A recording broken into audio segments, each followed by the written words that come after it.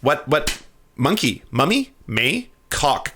It's cock. It's the answer. The answer is cock. No, it's not. I'm not going to use that. All right. I'm done placating people who want to vilify the delicious beauty. All right. That's no more of this. We're not gonna associate this with that. All right. I don't want some Pavlovian response where people see this face and all of a sudden they think of penises. That's malarkey. That's malarkey of the highest order.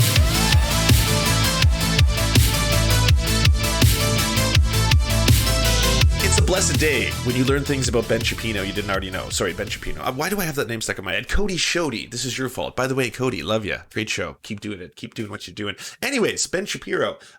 We all knew for some time that the man was a consummate grifter. Not in the sense that he doesn't believe everything he talks about. I think he genuinely does believe a lot of the vile things he spews, but more his success. How is it that Ben Shapiro, of all people, seems to be so popular on the interwebs when I can't really find anyone beyond the median age of 97 who enjoys that kind of content, who really wants someone who's kind of condescending and talking down to them? So for this bit, I have done a lot of Ben Shapiro takes, and I often like to get into this kind of zone where I do an imitation of Ben Shapiro. The problem is with Ben Shapiro, if this gets to his eyes and ears and he does a response to me in some form, he likes to play the anti-Semitic card. And just like Tree of Logic likes to play the anti-Semitic card as well, she doesn't happen to be one of the chosen people of Israel. She's not Jewish herself. So because she's not Jewish, I took a bit of umbrage to the fact that she was basically trying to speak for the Jewish people. That was one of my problems. And I don't really think you're allowed to play the anti-Semitic card if you yourself don't really understand anti-Semitism and or the history of the persecution of the Jews themselves. She does know about the Holocaust, which, congratulations, you're sentient in the 21st century, but can you speak about a lot of the other atrocities that have been happening? I mean, historically, if there's one group that has been persecuted, it's the Jewish people. The reason I bring all this up, by the way, is because when it comes to Ben Shapiro, I don't want a imitation of him to be characterized as me making fun of Jewish people. I'm distinctly making fun of Ben Shapiro, and I do not think that my impersonation of Ben Shapiro is in any way a characterization of Jewish people as a whole. That being said, I'm not going to do it because clearly this is going to be taken out of context, something to that effect. I'm going to let other people do it for me, okay? So I think I found... Here's an imitation by a Jewish individual making fun of Ben Shapiro just to warm us up. Today I'm a little bit stuffed up here. I've got some allergy bullshit going on. And normally that just sucks, but it has an unintended side effect of granting me the ability to do a pretty decent Ben Shapiro impression, funny enough. It nasally grants that ability. So in order to do the Ben Shapiro impression, you need yarmulke, one of, okay? Place it on your head, like so. Then you tilt your chin down and start staring through your eyebrows like a fucking psychopath, like this, like he always is. And then you just kind of, you just kind of start doing the voice like this and talk really sarcastically because he's incapable of speaking in any other tone other than ultra sarcasm. It's an ultimate deflection. It's a rhetorical tool, but it's kind of ingrained in my own life to the point where I'm pretty sarcastic about my own life and the lives of others. So yeah, just bomb, bomb everyone in Iran. It doesn't matter. They're just they're Islamic scum. It really doesn't matter. If you think that we shouldn't go to war with Iran. True. I mean, that's the only thing that's lacking is he's speaking a little bit too slowly. So let's help him out because the voice is on point. I got to say, let's do 1.5. You're basically in line with a Holocaust denier, and then you should be rounded up and shot. Flawless. Promoca. The most conservative, fastest growing conservative podcast. oh my god, yeah. That was excellent. Bravo. That gets a thumbs up from me. That was good. And now that I've gotten that out of the way, let's talk a little bit about Ben Shapiro and the grift. Someone was asking what exactly is a grifter. A grifter is someone who may or may not believe what they espouse. So someone like Dave Rubin, for example, is the king of the grift, as I like to say. We even made a song about it. Myself, Napoleon the Legend, and Dave, we came together. We made a song about who is the king of the grifters. Someone who doesn't believe what they talk about. So here's the truth, everybody. We're all hypocrites. Every single one of you, myself included, all right? I love to talk about all these things like socialism and that we should have open borders and that we should help out people and all this kind of stuff. I have an apartment and I have a couch in my apartment. Have I opened up my couch to a refugee? No, I have not. Is the reason because I don't think that would be a good thing? No, it is not. But to some degree, there's a level of how much we can accomplish versus how much are we hypocrites. That's kind of like, that's just the life, right? All of us try to project, especially if you're a public figure, a better version of yourself and a better version of the world. But at the same time, I drive a car. I'm contributing to CO2. I eat meat. I'm a monstrous hypocrite when it comes to that. And yes, my couch is not filled right now with the refugee who could probably use that couch more than anyone else, or even a homeless person in Vancouver.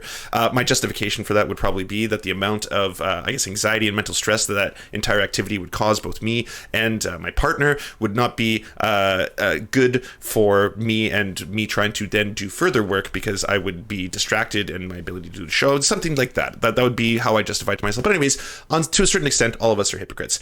That being said, Ben Shapiro espouses all this kind of conservative rhetoric. Do I think that makes him a grifter?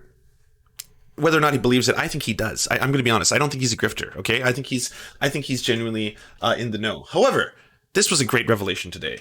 There's a dirty secret behind the extraordinary success of Ben Shapiro on Facebook. The Daily Wire has an undisclosed relationship with Facebook pages owned by Mad World News, a notorious site that exploits Facebook algorithm with racism and violence.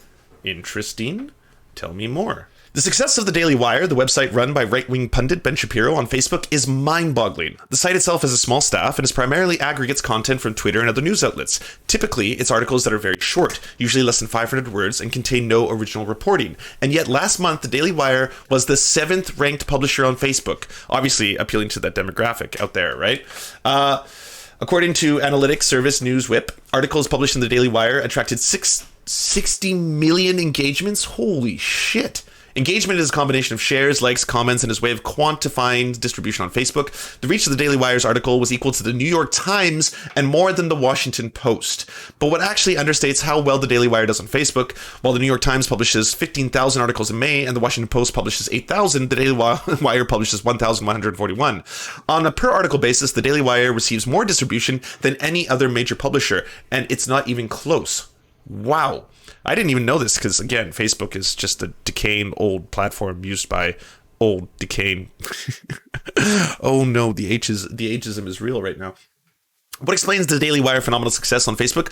Popular Information revealed part of the answer last October, but the full story is much darker. Popular Information was discovered by a network of large Facebook pages, each built by exploiting racial bias, religion, bigotry, and violence, and systematically promote content on the Daily Wire. These pages, some of which have over 2 million followers, do not disclose a business relationship with the Daily Wire, but they all post content to the Daily Wire 10 times or more each day. So there's someone who is just force-feeding all of your parents' Daily Wire content on the reg. And you're wondering why your parents might be more conservative. You're wondering why they might not vote for, say, even if they're liberals, they might not vote for someone like, a Bernie Sanders, and they might prefer a Joe Rogan. That's because they spend all day on Facebook. Get them off Facebook. Save your parents. Take them off Facebook. It's the only way. But anyways, the undisclosed relationship not only helps explain the Daily Wire's unlikely success on Facebook, but also appears to violate Facebook's rules. How to convert bigotry and fear into shares and likes.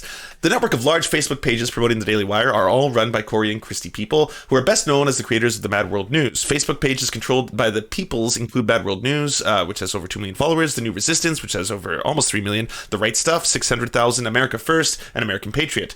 The reach of these pages is massive. Content posted on these 5 pages has generated more than 31 million engagements on Facebook over the last 3 months, according to CrowdTangle, an analytics service owned by Facebook. To put it in perspective, the reach of the network over this time period exceeds that of the New York Times. How did pages like Mad World and New Resistance grow so big? They did so by exploiting racism, religious bigotry, and violence. And this is important. This is important both to understand why the alt-right and the far-right is doing so well on both the internet and in general in life, because this kind of stuff leaves the screen, it jumps off the screen and permeates the real world. So when your parents, again, are telling you conservative talking points and you're like, Mom, why do you believe that? What is wrong with you? She'll be like, well, yesterday on the Facebook, I saw a link that shows that apparently black people are all criminals. There's this thing called the 1350 rule. Have you heard of it?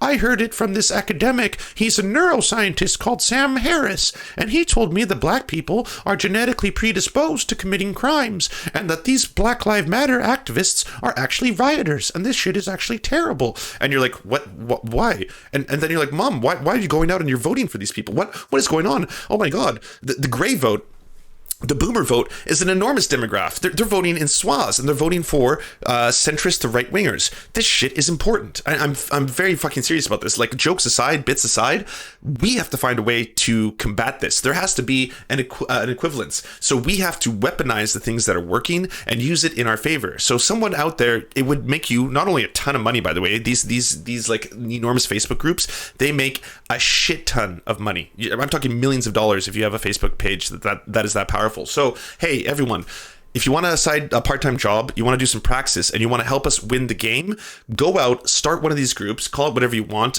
freedoms for, I don't know, clitorises, something like that. Start the freedoms for clitorises group, get it populated, and then start weaponizing this shit against the right. So weaponize things that seem to be doing really well, such as racism, bigotry, all of that. But you can do it in a smart way, all right? If you want an example as how to use the news for good, check out Some More News. I'm not talking about John Krasinski. He uses the news for evil and is also some kind of a strange CIA stooge. I don't know what's up with that guy. But anyways, if you want to use it for good, check out Some More News. He has a really good video on that recently about how to weaponize these kind of things. This is scary. Now, let's go back to the revelations. Ben Shapiro has partnered with Mad World News to game Facebook. Each day, 5 large pages controlled by Mad World News, some with 2 million followers, post 10 articles a day from the Daily Wire. These pages post the exact same content at the exact same time. Boom, boom. This aggregates it all.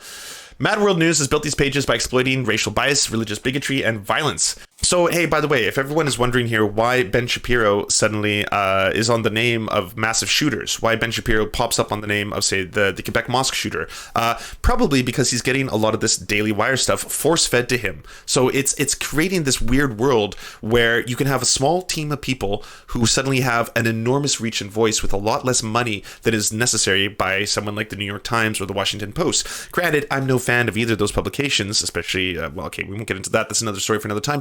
But at least there's some oversight there, right? At least there's some checks and balances. At least they're trying to be the fourth estate, or maybe the eighth. I'm not entirely sure at this point. But as shitty as they are, they're definitely better than the Daily Wire. But that being said, they're going to be the dodo bird very soon. They'll disappear, and they'll be just in the annals of history. Meanwhile, the Daily Wire and its ilk will continue to propagate in this weird fashion because this shit works. Here's an example. On June 19, 2020, Mad World News wrote an article about a guy waving a Confederate flag on the side of the road who's threatening by a man with a gun. Not mentioned, this incident happened in 2015. It doesn't matter. There's no oversight. Like I said, there doesn't need to be any kind of journalistic integrity. What matters is A, making money, and B, furthering the cause of all this racist bigotry. Because yes, it sells, but also there's something to be said about getting people to believe this shit, because then they go to the voting booth and they vote out of fear. So it keeps the right in control, and at the same time it keeps Ben Shapiro in the monies. The undisclosed relationship between Ben Shapiro and Mad World News appears to violate Facebook's rules. You are required to disclose when you are posting content for money. Facebook also bans artificially boosting the popularity of content. But we all know that there's something to be said about Facebook allowing the alt-right all the way up to the Nazi light, all the way up to the full-blown Nazi dominate the platform. I don't think it has anything to do with the fact that Mark Zuckerberg likes any of that shit. I think he hates it, but I think Mark Zuckerberg cares more about one thing. And again, this happens to be what all these people care about. Can you guess what that is? I'll give you a hint. It starts with M. It ends with Y. There's a dance involved. You know what's going on. Facebook says it investigated and found no violation of its rules. This isn't the first time Facebook gave Ben Shapiro a pass. It raises questions about the relationship with Zuckerberg. According to a source, he has spoken with Shapiro, and Shapiro speaks with Zuck. If you're interested in this story, you'll probably like my newsletter. Popular information is devoted to an independent accountability journalism. Sign up here. Q. Wow. What? Monkey? Mummy? May? Cock. It's cock. It's the answer. The answer is cock. No, it's not. I'm not going to use that. All right. I'm done placating people who want to vilify the delicious beauty. All right. That's no more of this. We're not gonna associate this with that. All right. I don't want some Pavlovian response where people see this face and all of a sudden they think of penises. That's malarkey. That's malarkey of the highest order. I will not support it. Anyways, this is all great. Good that this is getting exposed. Good that this is getting some exposure. And let's go forth and spread the word. Hey friend, thanks for watching. Before we bombard you with all of our shameless links, we want you to bombard us. Do you have a worker co-op business or local union you'd like us to advertise at the end of our episode for free? So, if you'd like ears on your worker co-op, go down to weareserfs.com. And while you're there, join the Discord because it's filled with righteous guys, gals, and MPals. Finally, come check us out on Twitch Live 5 days a week by going to twitch.tv/the Serfs TV. Yeah. To our lords, Ricky Pilgrim, I'm Raft, Tomospone, Nine Tails Cosmic Fox, Hans Josephine, and Corpse Harvester, we bow meekly for your pleasure.